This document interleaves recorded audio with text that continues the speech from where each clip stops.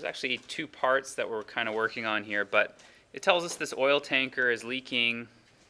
So I'll just put oil leaks at a rate of 1,000 e to the negative 0.3 t gallons per hour.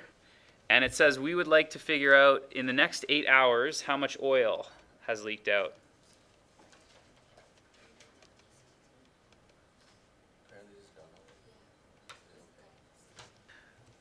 Anytime you have a rate, what you're trying to think of is how do you reconstruct it.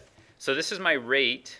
If I multiplied it by hours, or in our case, dt, then I'd be able to take gallons per hour and turn it into gallons. So what I'm looking for is the integral from 0 to 8 of 1,000 e to the negative 0.3 t.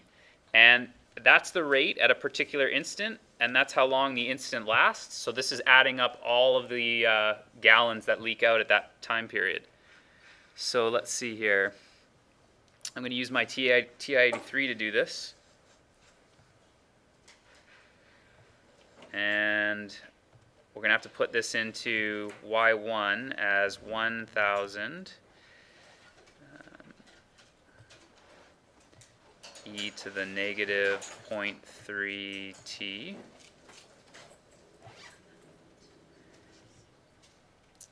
And I need a window that goes from at least 0 to 8.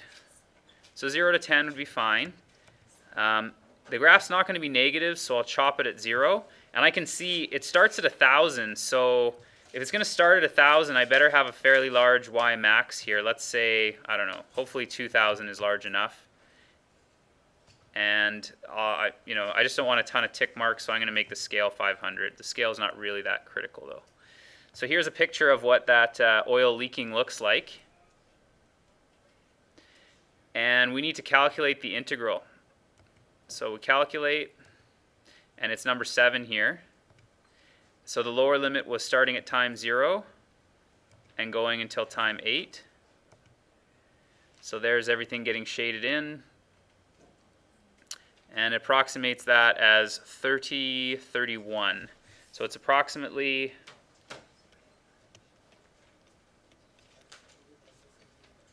3031, which represents a choice for B.